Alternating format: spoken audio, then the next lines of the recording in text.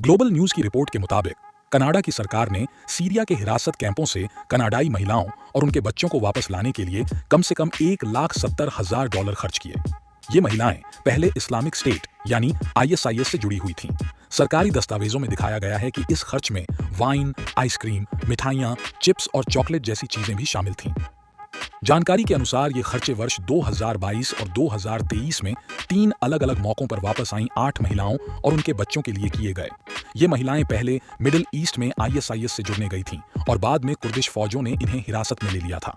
नए जारी किए गए दस्तावेजों के मुताबिक ग्लोबल अफेयर्स कनाडा ने इन महिलाओं के लिए बिजनेस क्लास की उड़ानों, मॉन्ट्रियल एयरपोर्ट मैरियट होटल में ठहरने, रूम सर्विस और अलग-अलग स्नैक्स जैसे डोरिटोज, एरो और कैरा मिल्क चॉकलेट बार्स का खर्च भी उठाया। एक होटल के कमरे का खर्च 2 रातों के लिए $1,000 से भी अधिक था, जिसमें $95 की वाइन का बिल भी शामिल था। एक अन्य कमरे का खर्च $850 था, जिसमें जंक फूड और $25 प्रति सर्विंग की रेड, व्हाइट और स्पार्कलिंग वाइन भी शामिल थी। इसके अलावा $2,800 की कैटरिंग, $24 के सैंडविच, $86 के स्नैक्स और होटल की दुकान से खरीदी गई दवाइयों के खर्च भी दर्ज किए गए।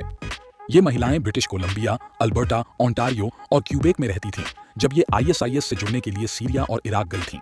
सिक्योर कनाडा नाम का संगठन, जो 11 सितंबर 2001 के आतंकी हमलों में मारे गए कनाडाई परिवारों का प्रतिनिधित्व करता है, ने इस असाधारण स्वागत पर नाराजगी जताई है।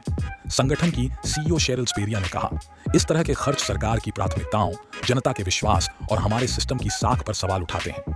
उन्होंने जोर देकर कहा कि आतंकी समूहों से जुड़े व्यक्तियों की वापसी में जन सुरक्षा को प्राथमिकता दी जानी चाहिए, न कि उन्हें इनाम दिया जाना चाहिए जिन्होंने अपने देश से धोखा किया और कानून तोड़ा हो।